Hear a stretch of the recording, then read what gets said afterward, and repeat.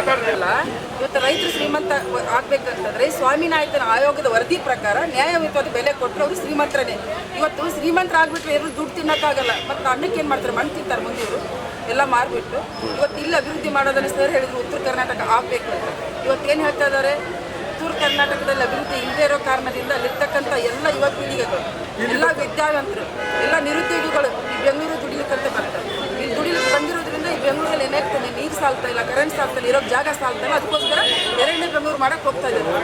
ಅಲ್ಲೇ ಮಾಡಿಬಿಟ್ರೆ ಅಲ್ಲಿ ಜನ ಅಲ್ಲೇ ಆರಾಮಾಗಿರ್ತಾರೆ, ಇಲ್ಲಿ ಜನ ಇಲ್ಲಿ ಆರಾಮಾಗ್ತಾರೆ, ಇಲ್ಲಿ ಬೆಳೀತಕ್ಕಂಥ ಭೂಮಿ ಚೆನ್ನಾಗಿರ್ತದೆ.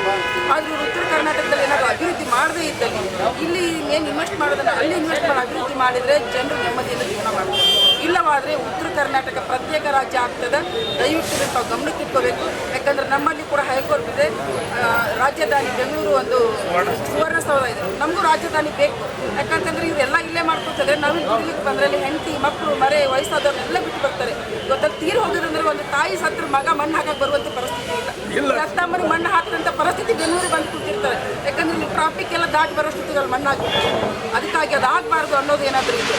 ಇವ್ರಿಗೇನಾದರೂ ತ್ಯಾಗ ಮಾಡಬೇಕು, ಜನರಿಗೋಸ್ಕರ ಏನು ತ್ಯಾಗ ಮಾಡಬೇಕು? ನಮ್ಮ ರೈತರೆಲ್ಲ ಈ ಹಸಿರು ಮಯ ಕಾಸಿರ್ತಕ್ಕಂಥ ಭೂಮಿಯನ್ನು ತ್ಯಾಗ ಮಾಡಬೇಕು. ಅದನ್ನು ಮಾಡೋದ್ರ ಬದಲು ತಮ್ಮ ಆಸ್ತಿ ಅಂತಸ್ತು ಮನೆ ಮಠಗಳನ್ನು ತಾವು ತ್ಯಾಗ ಮಾಡಿಬಿಡ್ಲಿ. ಸಾಕಷ್ಟು ಯಾರ್ಯಾರ ಹೆಸರಲ್ಲಿ ಬೇರೆ ಆಸ್ತಿಗಳನ್ನು ಮಾಡಿದಾರಲ್ಲ, ತ್ಯಾಗ ಮಾಡಿರಿ. 2 ಎಕರೆ 1 ಎಕರೆ ಮಾಡ್ಕೊಂಡು ತಿಂತಾರಕ್ಕಂತ ಯಾಕೆ ಅದನ್ನ ಹೊಡೆದು ಹಾಕ್ತಾ ಇದ್ದೀರಾ? ನಿಮ್ಮ ಆಸ್ತಿಗಳನ್ನು ತ್ಯಾಗ ಮಾಡಿರಿ. ನಿಜವಾಗ್ಲೂ ನೀವು ಸಮಾಜ ಸೇವಕರಾಗಿದ್ದರೆ, ನೀವು ಒಬ್ಬ ಒಳ್ಳೆ ಪ್ರತಿನಿಧಿ ಆಗಿದ್ದರೆ, ನಿಮ್ಮಲ್ಲಿರ್ತಕ್ಕಂಥ ಆಸ್ತಿಯನ್ನು ದಾನ ಮಾಡಬೇಕು ಯಾರಿಗಾದ್ರು. ಅದನ್ನು ತ್ಯಾಗ ಮಾಡಿಬಿಟ್ಟು ಯಾವುದೇ ಸ್ಮಾಶಿಟಿ ಮಾಡ್ತೀರೋ, ಇನ್ನೊಂದು ಮಾಡ್ತೀರೋ, ಮತ್ತೊಂದು ಮಾಡ್ತೀರೋ, ಯಾವುದಾದ್ರೂ ಮಾಡಿ. ಅದನ್ನು ಬಿಟ್ಟು ನೀವು ಯಾರ್ಯಾರ್ದೋ ಮಾಡೋಕ್ಕೆ ಹೋಗಿ ನೀವು ಊಟರಾದರೆ ನೀವು ಯಾವುದು ಸತ್ತಾಗ ಇನ್ನು ಹಣೆಯಲ್ಲಿ ಒಂದು ಏನು ಇರೋದಿಲ್ಲ, ಒಂದು ಉಪದಾರನೂ ಬಿಡೋದಿಲ್ಲ. ಎಲ್ಲ ಕಟ್ಕೊಂಡು ಹೂಳು ಹಾಕ್ತಾರೆ ನಿಮಗೆ. ಅದನ್ನು ಕಟ್ಕೊಂಡಂತೂ ಯಾರೂ ಹೋಗೋದಿಲ್ಲ, ನಾವು ಹೋಗೋದಿಲ್ಲ. ಎಲ್ಲ ಇಲ್ಲೇ ಬಿಟ್ಟು ಹೋಗೋ ಕಾರಣಕ್ಕಾಗಿ ಒಂದು ಒಳ್ಳೆ ಹೆಸರು ಇಟ್ಕೊಂಡು ಒಳ್ಳೆ ಪುಣ್ಯಾತ್ಮನಪ್ಪ ಅನ್ನಿಸ್ಕೊಳ್ರಿ.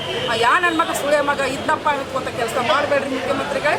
ನಿಮ್ಗೆ ಎಚ್ಚರಿಕೆ ಇರಲಿ. ಇವತ್ತು ನಮ್ಮ ಉತ್ತರ ಕರ್ನಾಟಕದಲ್ಲಿ ಭಾಳಷ್ಟು ಅವ್ಯವಸ್ಥೆ ಆಗಿದೆ. ಇತ್ತ ಯುವ ಪೀಳಿಗೆಗಳು ಏನಾಗ್ತಿದೆ ಅಂತಂದರೆ ಇಲ್ಲಿ ಬಂದುಬಿಟ್ಟು ತಾಯಿ ತಂದಿಗೆ ಒಂದು ನೋವು, ಇಲ್ಲಿ ಬಂದರೆ 108 ಚಟಗಳನ್ನು ಕಲಿತಾರೆ ನಮ್ಮ ಮಕ್ಕಳು. ಇವತ್ತು ನಮ್ಮ ಮಗ ಬೆಂಗಳೂರು ದುಡಿಯೋಕೆ ಹೋಗಿದ್ದಾನಪ್ಪ ಅಂದ್ರೆ 108 ಚಟಗಳನ್ನು ಯಾಕೆ ಕಲಿತಾರೆ ಅಂದರೆ ಸರಿಯಾದ ಟೈಮ್ ಊಟ ಸಿಗೋದಿಲ್ಲ, ಇಲ್ಲಿ ಅವ್ರಿಗೆ ಇರೋಕ್ಕೆ ವ್ಯವಸ್ಥೆ ಇರೋದಿಲ್ಲ. ಈ ಹೆದರಿಕೆಯಿಂದ ನಮ್ಗೆ ಇರ್ತಕ್ಕಂಥ ತಾಯಂದರು ಭಾಳಷ್ಟು ನೋವಿನಿಂದ ಕೊರಗ್ತಾ ಇರೋ ಭಯದಲ್ಲಿ ಭಯಭೀತವಾದ ಜೀವನ ಮಾಡ್ತಾ ಇದ್ದೀವಿ. ಅದು ಯಾವುದು ಆಗಬಾರ್ದು. ಇವತ್ತು ದಯವಿಟ್ಟು ಆ ಕಡೆ ಉತ್ತರ ಕರ್ನಾಟಕ ಅಭಿವೃದ್ಧಿ ಮಾಡಿ, ಇಲ್ಲಿ ಬೆಳೆಯೋಕ್ಕೆ ರೈತರಿಗೆ ಅಭಿವೃದ್ಧಿ ಇರ್ತಕ್ಕಂಥ ಹೆಸರು ಬಿಡ್ರಿ ಅಂತ ಇಂಥ ಸಂದರ್ಭದಲ್ಲಿ ನಾನು ಒತ್ತಾಯ ಮಾಡಲಿಕ್ಕೆ ಇಷ್ಟಪಡ್ತೀನಿ. ದಯವಿಟ್ಟು ಗಮನಕ್ಕೆ ಇಟ್ಕೋಬೇಕು. ಪದೇ ಎಲ್ಲರೂ ಹೇಳ್ತಾ ಹೋದರೆ ಅವ್ರು ಏನು ಅಂದ್ಕೊಂಡಿದ್ದಾರೆ, ಈ ಹೋರಾಟ ಅನ್ನುವಂಥದ್ದು ನಾಟಕ ಟೆಂಟ್ ಅಂದ್ಕೊಂಡಿದ್ದಾರೆ.